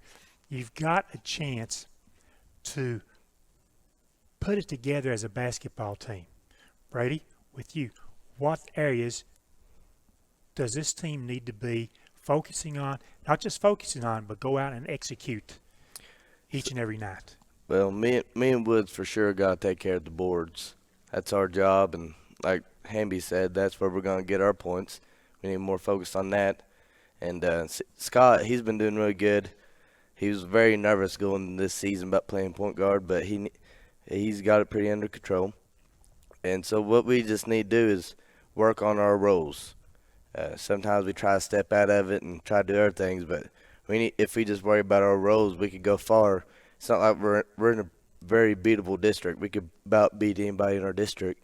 So we could go as far as we want to take us. Moving forward, I feel like the district's wide open right now. I don't feel like anybody's got a grasp on first place, in my opinion. I feel like it's just anybody's chance right now. Moving forward, like Brady said, we're going to have to accept the fact that we're going to put ourselves aside and do what we do best. And like Brady said, we get rebounds. That's our job, and I feel like that's one thing we need to work on. And I guess you could say just focusing on trying to, that's what we need to do. And like Brady said with Scott, he's doing a great job at the point guard right now. I feel like if we all focus on what we do best and what Coach Yaden is wanting us to do, I feel like that's what we need to focus on. Well, both of you mentioned Scott. And, Scott's not leading the scoring summary every night. He had this really great game over at Anderson County where he went to the foul line and was absolutely tremendous. We need to give a little more credit to Scott because he took that point guard position. You knew it. Coach Hayden knew it. Everybody knew it. He's not a point guard. He's not a natural point guard anyway. But he's been able to go out and play very tough basketball. He's not letting other teams who try to put a lot of pressure on him, he's not letting them rattle him. And I have a lot of respect for Scott being able to do that. And you guys touched on it. Any more comments we want to make about Scott? Tell us something that Scott does in practice. Tell us something that Scott is noted for. So if anybody knows Scott, he has massive arms. And something that he's been doing really good lately is taking it down low and just pounding down there and either making a layup or he's going to the foul line, which you saw last Anderson County game when he 17 out of 19. Yep. And like now in practice, he's been doing this little Euro step. He's giving everybody the business, and I respect it. The ability for him to get downhill and spread it to the corners and stuff like that, man, that makes us a better basketball team. It makes us so much better. It allows shooters like Sky Bab and Toby and stuff like that to knock big threes and Gray Todd down, He really is he's worked on, especially during the summer, he worked on the change of speed with the ball, and it's allowed us to handle press a lot better. And his ability to just handle pressure, in the heat of the storm, he's just the most calm guy. You know what I'm saying? We're out here acting crazy, and this guy's just calm as can be. And I got a lot of respect for him, man. He's done a great job this year. I feel very much so that he's done a great job. And I forget to say it a lot during our broadcast, but I feel he's done real good in a very tough position to be in. And in the first part of the year, everybody tried to put pressure on him. And I think that's changed as we've gotten deeper into the season because he's proven he can handle the ball like that. Anderson County tomorrow night. District game first. Back in May, you guys were very vocal. Anderson County would not defeat the Highlanders this year. Does that still hold true? Tell us about your expectations and what we should look for tomorrow night. Just some ball. Mostly the same intensity we've had in practice the past 2 days. Mostly what you guys should look forward to. Coach Yaden's really stressed that the past 2 days. The intensity has to be higher than what it has been. We're a better basketball team when it is, and that's one thing I guess you could say. Just the intensity and just the work ethic has to be harder. Well, Anderson County, they're the hottest team by far in District 4. Matter of fact, they're hotter than any team in District 3, this other side of our region. They've won 7 in a row. They have a really, to me, it stands out their speed and quickness. What do y'all see? I know you've seen a little film, and what do you remember about the first game about Anderson County? We're going to get your scouting report, Brady. Well, they got a good coach. They got some good You're athletes. just not saying that.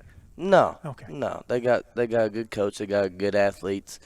But I feel like we have equal talent to compete against their athletes, and it's not like it's going to be a competition. I feel like it's going to get down to a battle tomorrow night, and whoever wants it more is going to get it. One thing about Coach Jeffers' program, any program that he ever has coached about, is toughness. He's very strict about that. He just teaches toughness, man. And bottom line, tomorrow night, if we want to win, we've got to be tougher than them. Yes, sir. We've got to absolutely bring it to them, opening quarter to the end of the quarter, Ben mentioned after the game the other night against Gibbs the fact that the crowd really didn't get into the game. And, and it's which comes first situation. Does the crowd fire up the team? Does the team's play fire up the crowd? But certainly we need a big crowd there tomorrow. And what do we need to do? Is it the team that needs to get going, get off to a good start, to fire up the crowd and keep them going for 4 quarters? Honestly, I feel like it's our fault why they ain't into it. We ain't been playing to the best of our abilities, and it's kind of, as a fan, because I've been a fan and a player, you know, if your team ain't doing so hot, it's kind of hard to cheer. So we need to step it up and give them something to cheer about. And so once they get going, hopefully it kind of gives us a little kick in the back to get going. I definitely agree with Brady on that. But at the end of the day, we should play just as hard in an empty gym as a packed gym. I mean, there should be no excuse for the lack of effort that we had Tuesday night. I mean, there was no excuse for that. And that doesn't just fall on anyone in particular. That's the entire team. And I feel like moving forward, we can't allow just the empty gym to allow us not to play hard, you know. I'm not sure that Coach Aiden allows it in practice. Tim asked it earlier, the Oneida girls. Who makes you guys laugh in practice? A player or players that? I don't do nothing. Brady, man, he's full of it. He's definitely one of the most fun people to ever play with. I mean, it's been a blessing to play with Brady Strong, honestly. Him and Gray Todd, they're fun to play with, man. The energy they bring to the court, the laughter, man, is just awesome. You can't run from that endorsement, can you? Nah, I love them. There you go.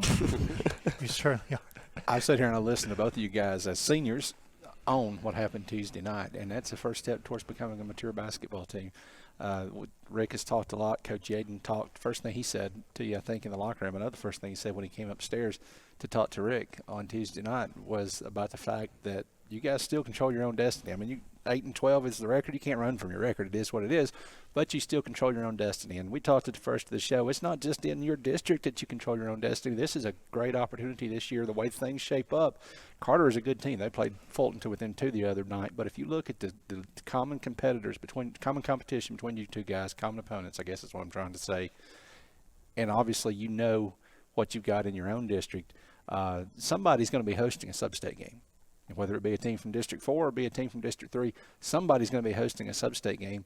And in my opinion, Scott High starts playing Scott High basketball, playing as a team, gelling as a unit, and doing the things that you guys are all capable of doing. It could be Scott High. It could be Scott High just as quickly as Carter or anybody else. So as you get back, and I told Rick, I'll share this with you after we went off the air Tuesday night. I said, I'm a little bit worried about this team and how will they bounce back from this, because Coach Yaden was not very happy with you guys, and he was yelling at you all. I said earlier that Coach Yaden is hard to play for, and I want to clarify that. That's not a diss on Coach Yaden, okay? My kid plays for Coach Yaden, and there's not a coach I'd rather him play for. But he gets on you, and he got on you guys Tuesday. Sounds like you guys have responded very well to that. What are you looking forward to going through the rest of this season? Go ahead, Woody. I like hearing your responses. They're pretty good so far. Thank you. Some things to look forward to this What season. are you looking for? I guess what I'm asking. To accomplish the rest of the season. Is that? Well, you get out there tomorrow night against Anderson County. You've beaten Anderson County once, but you know Jordan Jeffers would like nothing better than to come back to Huntsville and get you guys, especially since you got him the first time. Oh, yeah. So tomorrow night is going to be a tough game against what might be the best team in the district, but it's an opportunity for you guys to turn this thing around and get it headed in the right direction. And I guess the point I was making, Tim tells me I'm too windy, I guess, and I am. The point I was making was you guys have responded from Tuesday night in a way that allows you to turn around and go in the right direction. I'm not going to say everything falls on Friday or tomorrow night, but at the end of the day, that game does mean a lot. It would mean a lot, not just because, who we're playing or what we're playing. It's the fact that, they've got 2 wins over Hall and Clinton, and we haven't, and that kind of eats me alive, But I want to get a dub Friday night against him. That'd be awesome, just because – not because it's Jeff's or anything like that. I'm not really worried about that. I think that will put us in a good position to get district championship. Brady, you got anything to add to that? I don't think I could beat that, but I can say, listen, I just want to win ball games. It sucks to lose. We got a few, if you know, Sky High football, I had a pretty rough season this year, so I'm wanting to go get some dubs, and that's the whole point of playing sports is you want to go win, and so I want to go win and try to do something in my sports career at Sky High. Okay, before we let you go, so I know this has run long. I apologize, but I got a question that we did not ask you when you were here the first time. I'm going to ask you now. Your mama's the one that put me on this rabbit trail. I already know what it's going to be. Listen, Yeah, when you got to Scott High, everybody calls you Woody. I hate nicknames. I said I'm calling him Caleb, or I'm calling him Woodward. I'm not calling him Woody. Well, I find myself referring to you as Woody all the time now. So tell us about the nickname Woody. How did you get it? Logan Goodman. Yeah, I'll give it a little bit to Logan Goodman for Goody. At first started out as Woodward with Coach Jeffers. Woodward, screaming at me like that. And then, Goody, and then it turned into, everyone was like, hey, Goody. And then in baseball, I believe it was Luke West, his dad, Daniel. He called me Woody, and I didn't like it. Despised it at first, despised it. It stuck, of course, to everybody, thought it'd be funny to call me that. So I slowly started to grow on me, and then it started to turn into something where you can quick to say in a heat of a basketball game. So that's just how it started. But it's based on the Toy Story character, am I right? Yes. Okay, yes. that's what I was trying to drag out of you. I forget his real name half the time. They call me Caleb sometimes. I'm like, who's Caleb? Yeah. I'm like, I know Caleb. Yeah. All right, guys. Good luck tomorrow night against Anderson County. I appreciate it. Thank you, guys. Thanks much. All right. for having us. We're going to take a break, and when we come back, we'll wrap things up tonight with our Plateau Drug Center and Scott County Pharmacy legend of the game.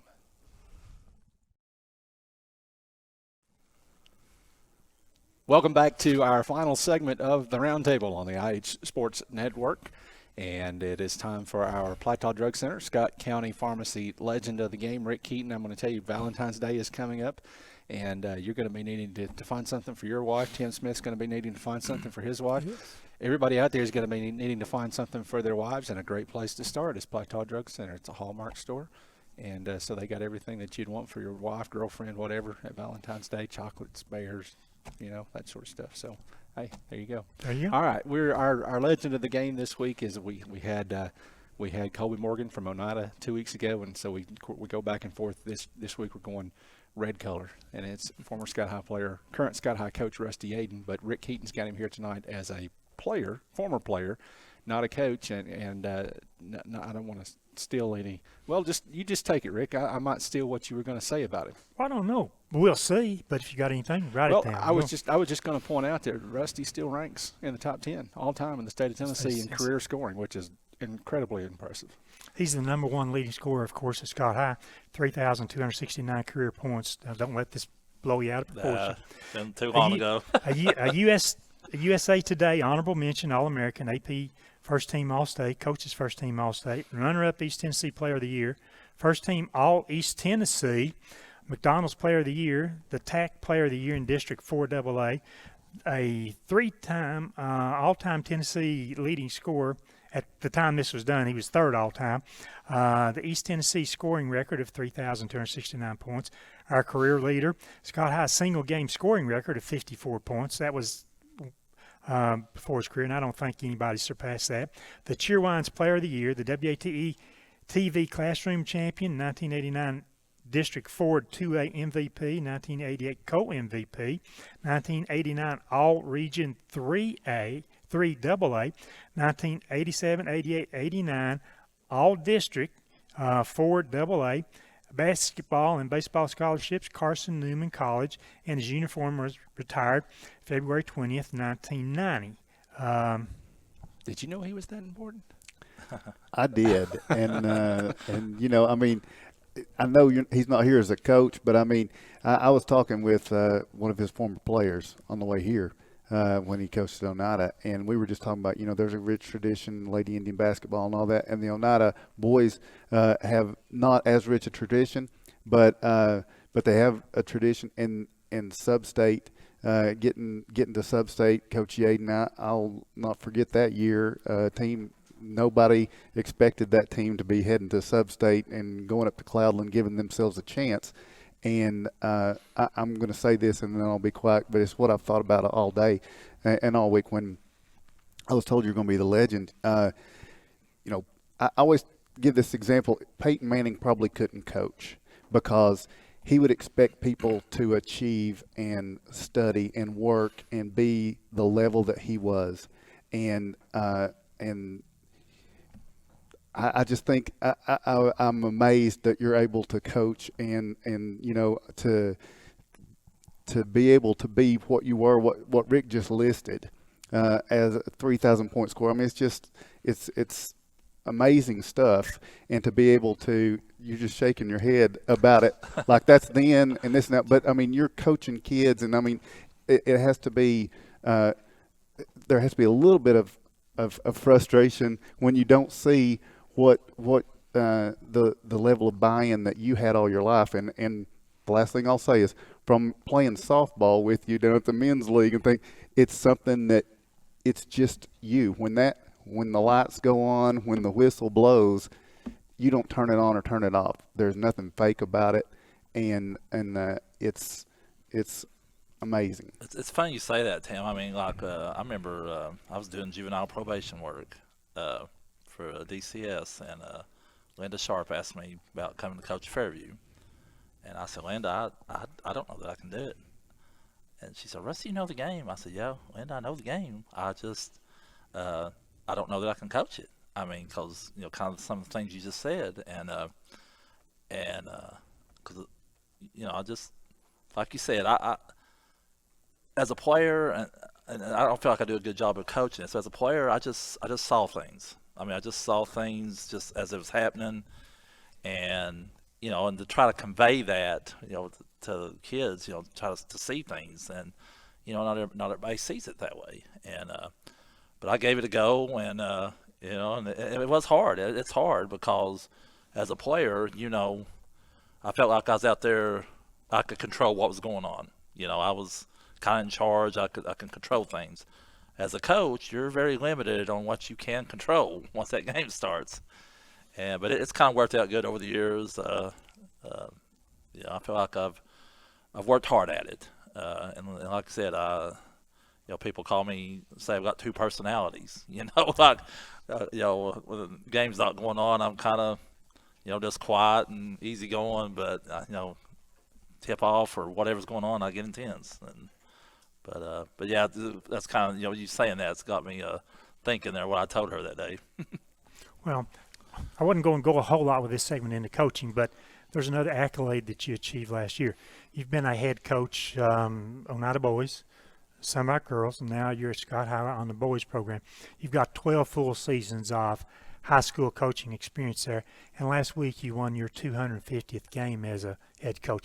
I think that's an awesome number in that period of time, and it does show, as you mentioned, that you can translate some of what you know as a player into these younger people and get them to play pretty good basketball. I appreciate that. I mean, and it's like this year, my first year at each place. I mean, that first year, guys, it's tough. I mean, you're trying to get your way of doing things in and getting kids to buy in, and then different things. So, I feel like, we've had our ups and downs this year. The kids getting used to me because, I mean, I'm probably not the easiest guy to play for. But I felt like they've been doing okay and working hard, especially the last 2 days. And I've enjoyed. I've been fortunate to have good players. That's listened and wanted to improve. And I guess I refer to myself as an old school guy. I mean, I still run a 2-post game for the most part. And you don't see a 2-post game much anymore. I'm old school too. I like that. But it's worked out good, and and as a player, I think for the most part I've been able to translate that over, and I'll be too bad at it. From high school, Rusty, we know you played basketball. I just read all those accolades there, records that you have, but you loved baseball almost as much as basketball then. I did. I mean, honestly, at the time, I was pretty much whichever season it was. I ended up actually going to Carson Newman on a split scholarship, and got there, and then they had like a fall baseball season, and so I did real well in the fall as a pitcher, and I had some scouts looking at me and everything, and then when it was time to transition to basketball, then I had a relapse of mono that I got my senior year in the spring after basketball was over. So that kind of set me back there, and then kind of missed out the first year in basketball. And then, me being trying to be smart about things. You know, I'm 6'5", slow, and can't jump. You know, so future-wise, you know, if there was going to be a future past college, it was probably going to be as a pitcher.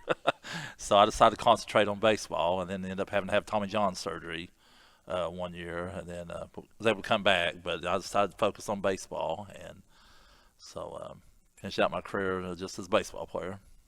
Let's talk about your high school basketball coaches. A couple of guys that I thought could be characters at time. I'm referring to David Reagan, and of course his assistant, longtime assistant Rick there. I mean, so tell us what David Reagan did to bring out the best in Rusty Yaden basketball. Well, and I've told him this when I've seen him out over the years and stuff. I'm constantly telling him this. I appreciate Coach so much because as a freshman, he took a lot of grief. He took a lot of grief because I came right in and he gave me the opportunity to start, and he took a lot of backlash for that from upperclassmen, parents, and stuff. And he stuck with it. I've known a lot of coaches over the years. They'll give in, I guess. And but he held to it and gave me that opportunity. To play as a freshman. So I'll always appreciate him for that. And I've told him that when I did get into coach, and I told him as a coach, I said that's going to be my mentality. I said I don't care what kid grades in or anything like that. So I'm always grateful for him.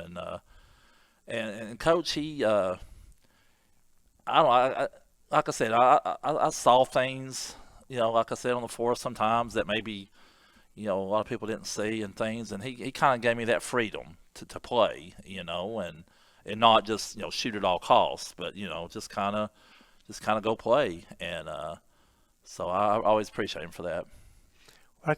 That sort of contradicts something that I've heard 1,000 times over the years, was that you were free to shoot anytime, any place, anywhere, and Coach Reagan was perfectly all right with that.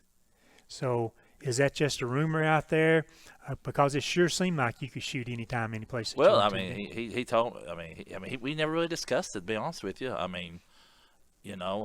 this may sound cocky. I don't mean it to sound cocky, but my shooting percentage in my career was high 50s. So I think shooting the ball at a good percentage, kind of gave me that freedom. A lot of times you see a lot of scores, even in a college game, they're putting up 30 points a game maybe, but they're shooting 30 shots to get that 30, and that just takes away the flow from everybody else completely when that's happening. So, but no, he ran plays for me and everything, but we never really discussed, that I had to shoot this many shots or anything like that.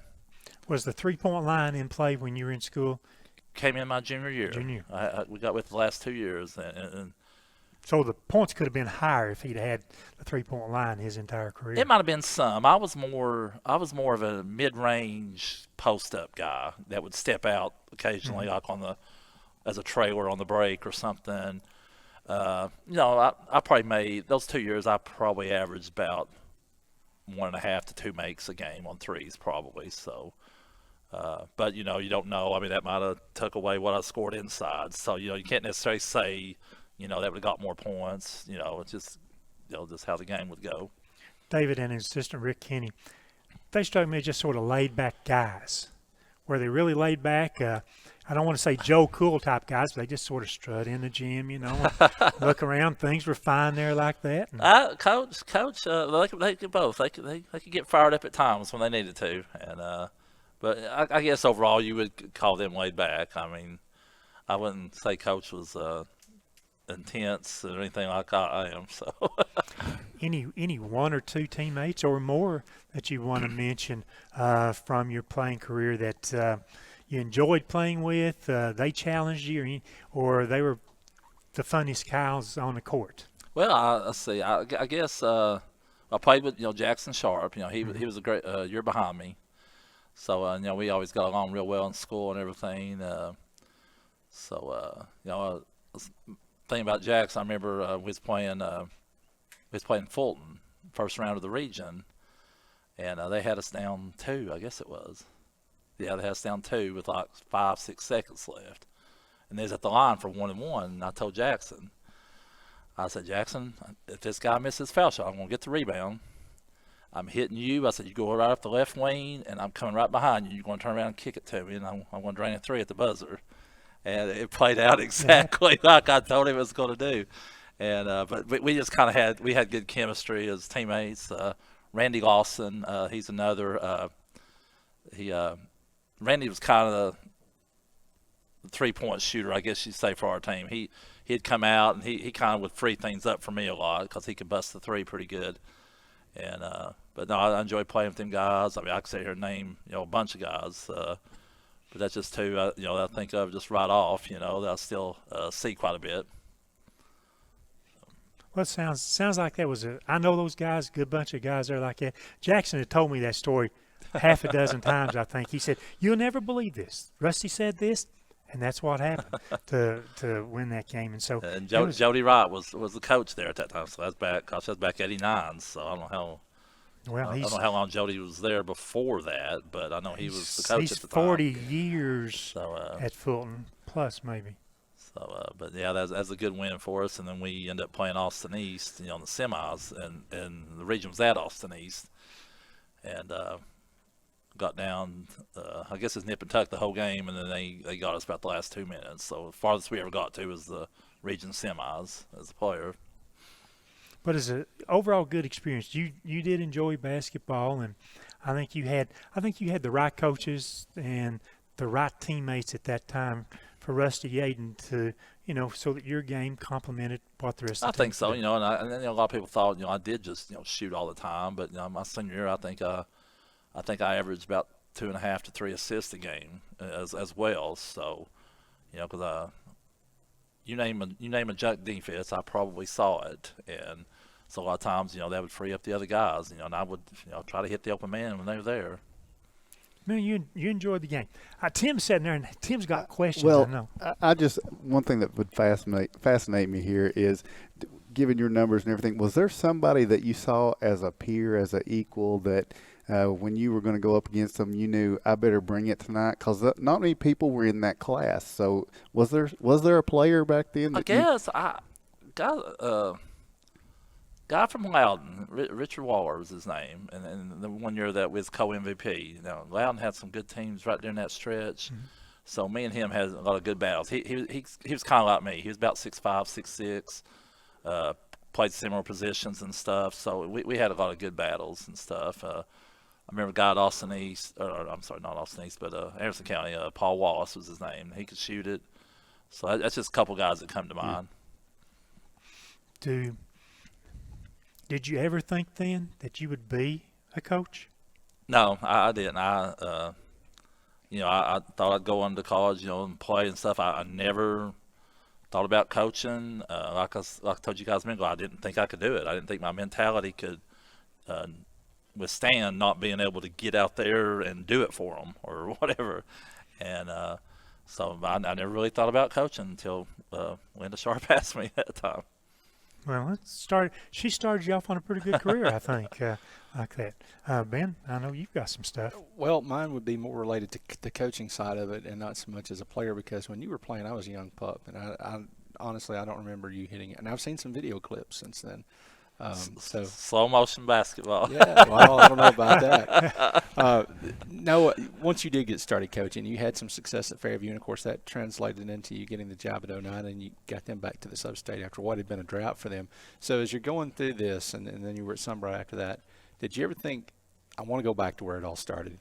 Did you ever think you would get that opportunity? It came through my mind. I did apply once, and it didn't work out, and then that's what got me to Oneida, when I didn't get the Sky High job that year. And then openings came up, a few different times, but honestly, I had came very close to applying one time when I was at Sunbright, and my girls down there at the time, they all got together. It was during the COVID time when school was shut down, and one of the girls called me and said, hey, I need to talk to you in the parking lot, because they wouldn't even let them in school or nothing. The teachers was down there doing something one day, and I was there, and so I thought it was just going to be me and her, her needing to talk about something in the parking lot. And it was the whole team, and that's when they knew I was possibly going to maybe apply, and they talked me out of it. But yeah, it entered my mind a couple times. Then after whatever, I thought, well, it's just not going to happen, and I was perfectly content at Sunbright. I told them, that I was, going to be, want to come back, and it just, that they had other ideas. So way everything shook out, I'm here. We've got to credit a little bit your head coaching opponent tomorrow night, Jordan Jeffers, who was the Sunbright coach, and he talked you back into the coaching ranks. Him and the principal. Yeah, you were content. You thought, hey, I'm going to sit out for a while, but they talked you to getting back on. Well, I wouldn't say I was content sitting out. You can ask my wife. I was kind of unhappy there for about close to a year and a half, I guess. But Jordan and the principal down at the time, Ron Treadway, they asked me. There was a position that came open down there, and they asked me would I be willing to come in as an assistant, and I was missing the game, and I said, yeah, and then the girls' coach ended up resigning, and then I ended up getting that, so it worked out. But yeah, I'm real thankful, that the principal down there and them guys, helped me get back into it. Well, it's a great 6 years as the girls' coach down there, and as things have it, Coach Jeffers moves on, and here's Scott High. Yeah, and I was kidding the principal a month or two ago there at Scott High. I said, Mr. Hammy, I said, hopefully this works out. And I said, hopefully I'm here more than 6 years. Because I was at Oneida for 6 years, and, they decided they were done. And then somebody decided after 6 they was done. So hopefully this works out for at least 6 and then some. That's good. One more question I've got. If you look at, Rick talked about your career scoring over 3,200 career points, and of course Scott High just graduated Trey Morrow, who had over 3,000 career points. There's been, if I remember correctly, 23 guys now in Tennessee basketball history, high school basketball history, have surpassed 3,000 points in their career. There's only 2 schools in the state of Tennessee that's got 2 of those guys, the other being Obion County out in West Tennessee on the Mississippi River. Yep. What is that just coincidence at Scott High, or what's the deal there? It's probably just coincidence. I mean, I think it's really cool. I mean, being a coach at other places, I only got the chance really to watch Trey maybe 4 or 5 times a year, I guess, But I always liked his game because a lot of people would tell me, and then I thought the same thing. To watch Trey play, most of the time you never realized he had 35, 40, or whatever he had. He just scored, and he wasn't flashy. I know I definitely wasn't flashy. And you didn't see him out there beating his chest like everybody wants to do nowadays. He just went and played the game. And that's kind of how I played. And but the times I have got to watch him play, I enjoyed it every time because he just went and played the game. Wasn't all this theatrics and all that. And so I think it's real cool. I mean, the same school, and I know I'm sure he probably did what me and my brother did all the time. Summer, that's all we were doing, shooting the ball. And I'm sure he's probably the same way because and not just as an individual thing, but you got to have to get a plateau like that. You've got to have good teammates, coaches that are there, giving you that chance as a freshman, and but I think it's just great to a small area like us, for me and him to share that honor. Which, by the way, I want to interrupt you. I looked last month. I'm sure it was last month. And we apparently have not sent in the paperwork to the TSSAA to recognize Trey's scoring record. And there's 2 or 3 things you have to do, the application and stuff like that. We have not done that yet, and maybe we have over in the last month or so, but we do need to get that recognized. Well, that's something else, and why you mentioned that, I think my brother Troy, did his 11 threes ever get sent in to them? Kelsey's just went in last week, I think. So I don't know. I know Troy's on for the free throws in the state tournament. I've seen that frequently, but I don't know if his 11 threes are in there. Well, that's down at Harriman. I'll check it, though. But yeah, that's something. I'm glad you mentioned that. I mean, I hadn't got on there and looked in forever, about stuff. So, well, Now we brought up, we need to mention that your younger brother Troy went to Oneida and is in the top 4 or 5 scorers in Oneida history, I think. So. Yeah, and I got to. I was lucky enough to get to see all of that. And who flipped the Monopoly board between you two? Troy's game, mine and Troy's game was so different from one another. Yes. You know, like I said, I was mid-range in that could step out. Troy was out there shooting jump shot threes up over top of everybody that could go in and post people. You know, if got the mismatch. So our games were just totally different. And but he was definitely the better shooter. I mean, he had unlimited range. Yes. I mean, yeah.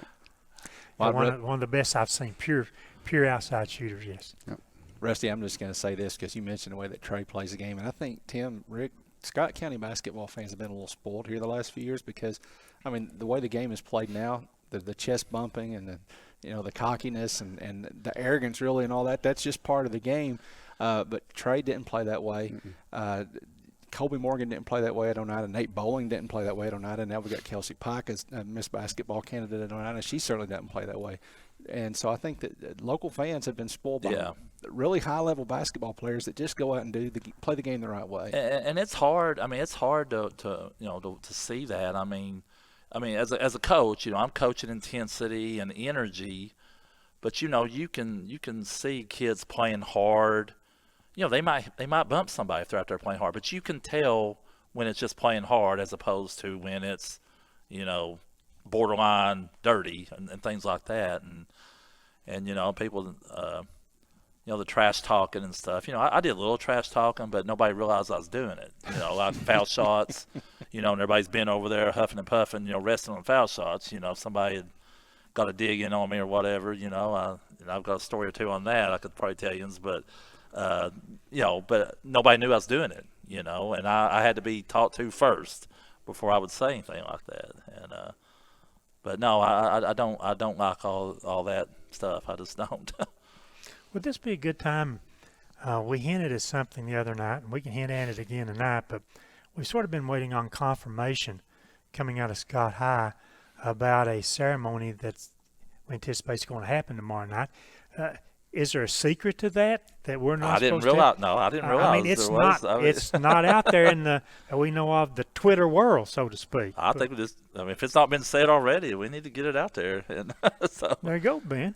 Do you want to do it, Ben? Well, let Rusty do it. Well, just in between the games tomorrow night, we've got Trey coming back and going to get his jersey retired, and in a ceremony in between the games.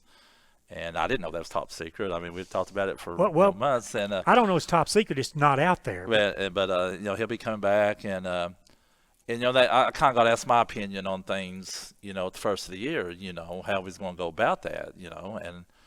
And I said, guys, however we do it, we need Coach Jeffers here because Coach Jeffers was his coach. I didn't coach Trey.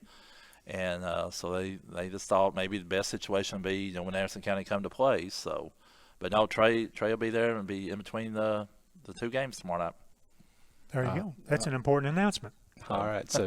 So in addition to a big district game tomorrow night, Trey Morrow getting his jersey retired. Real quickly, first player since who to have his jersey retired at Scott High? I guess that would be Kyle. Kyle.